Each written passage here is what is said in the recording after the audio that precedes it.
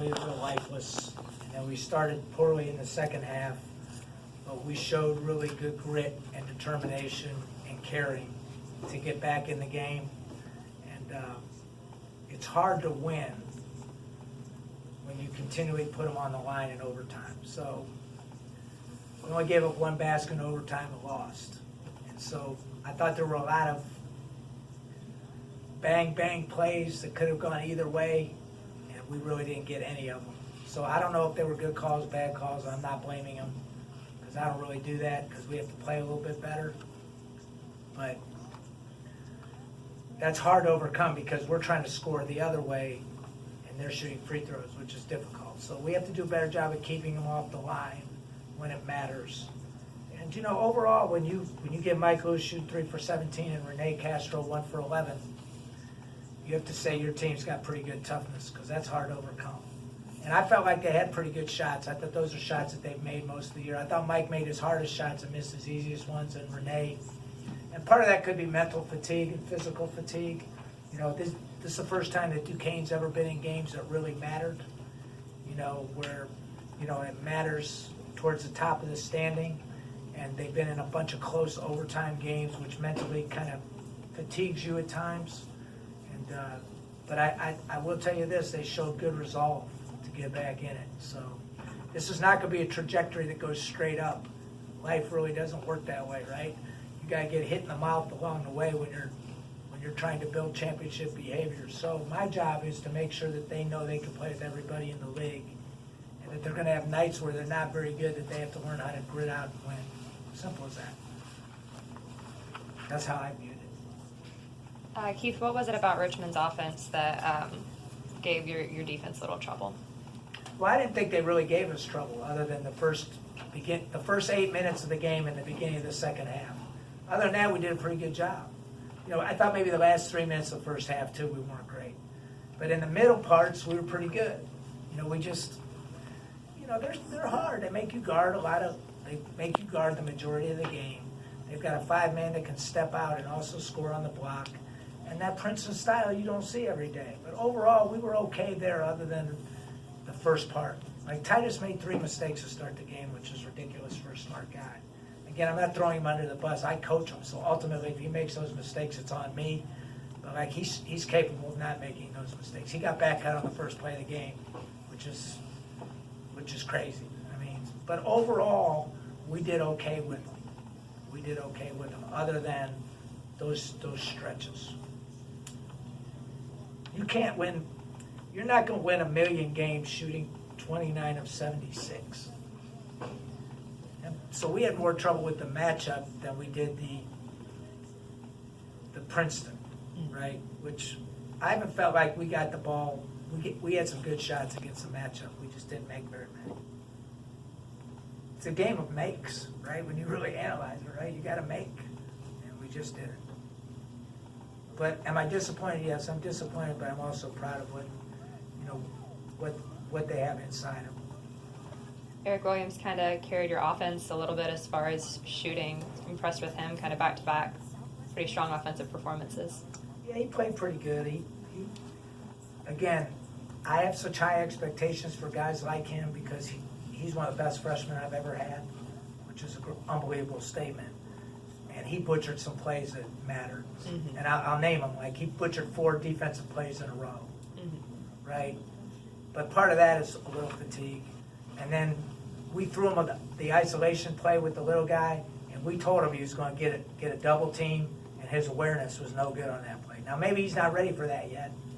But, like, I told him, I said, look, you can take the criticism, but there's not many coaches in America that's going to go to their freshmen at crunch time when it really matters. So take the criticism and take it as a positive, because if LeBron got that double team, that's a 3-ball in the corner. And that's kind of how I put this guy. Like, that's the company I'm putting this guy in. Now, he's not LeBron, nobody is. But that's a 3-ball in the corner, and we told him it was coming.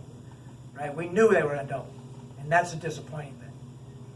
With a guy like Titus, who kind of can have some confidence issues, when he's having a night where he struggles, as a coach, what do you say to him to try to get that turned around?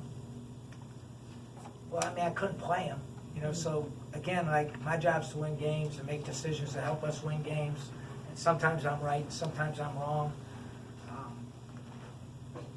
But he's got to build his own confidence, really, right? I mean, and again, I don't care if he scores or he makes physical mistakes, but you can't make mental mistakes. Right.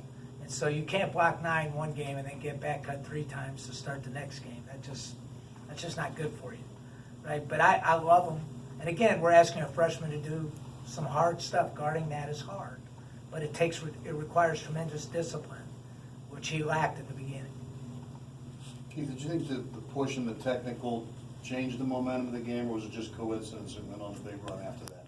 That's a great question. I think it probably made our guys a little mad, right? So I think it might have changed us emotionally a little bit, but it could have been coincidence as well. Maybe we were bound to play a little better, maybe, right? So. Keith, you guys really had to work to get open in that overtime. What was Richmond doing so well to take away some of your offensive looks? Probably a little tired. I mean, we drove them the whole night, right? We pretty much got to the rim the whole night. And in the overtime, we didn't get to the rim. So the only thing I could put my finger on is probably a little bit tired. I mean, we chased them around. Again, that Princeton offense kind of wears you. We have better depth than them, but we didn't use it as much tonight. It probably caught us a little.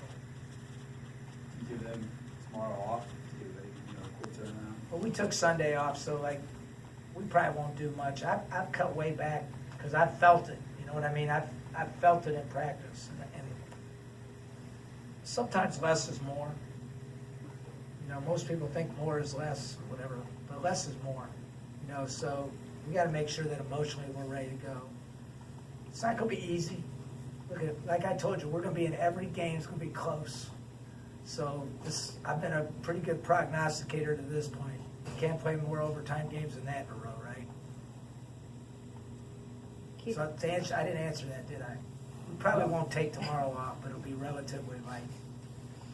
Keith, do you think the sluggish start tonight was because the guys were a little tired, or do you think they were just adapting to that offense? I'm not making excuses. You have to come ready to play every night. So we didn't have it early, though, so we need better than that. I thought they had about 20 points after 8 minutes. Is that about right? And then they didn't score for a while. We kind of settled in, which happens sometimes. I thought they made, but we weren't really on it, right? And sometimes I think when you allow guys to make shots early, that changes the game a little bit, just their mindset. Now, we battled all the way back and took the lead, and then we didn't guard again, which was probably the bigger issue I had. We took a 1-point lead, didn't guard, right? Got a few days to go, but what's your scouting report on Rhode Island? And you sort of mentioned being emotionally ready. What's the key to sort of a short memory with this loss tonight?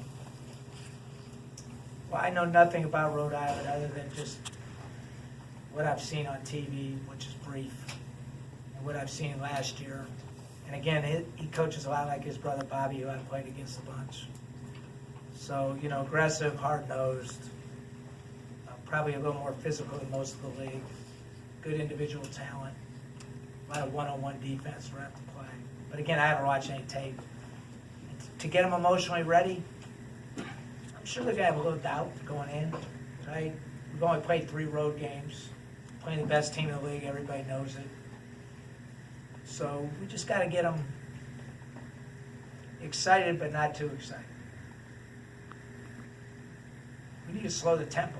I know that already. It can't be a high-scoring game or we're not winning. But it'll be more conventional. At least it'll be more conventional than this. This was hard because it's unconventional. Talking about with their offense? Offense and defense. It's an unconventional team. And we played against enough of it that we kind of know what we're doing. You didn't see too many back cut layups. Not too many. Probably 3. Right? That's at the low end for them. We just had trouble with, a couple periods. Keith, I was talking to Renee before the game, and he said Cornell had some similar looks. Who have you played earlier that kind of mirrored some of the elements that you saw tonight? Cornell, San Francisco. San Francisco is very similar. Cornell is very similar. The matchup is completely new. It's really switching man to man. They're just throwing off. So it's hard because you can't run a lot of your man sets, and you certainly can't run your zone sets. You just have to play, right? Which the best way to go against it is throw it inside, which we're a little sporadic in there. So if you can't throw it inside, then you have to drive it. So we did a good job driving it. Our three plans were drive it, throw it inside, and rebound it. And I thought we did a pretty good job. We had 24 offensive rebounds. So as bad as you shoot it, if you get 24 offensive rebounds, it keeps you in the game.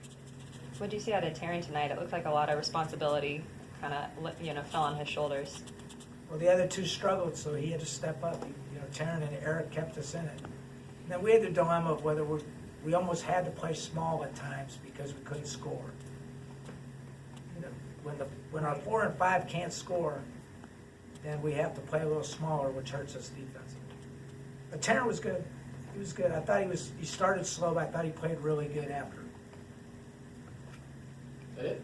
All right, thank you. All right, thanks for coming.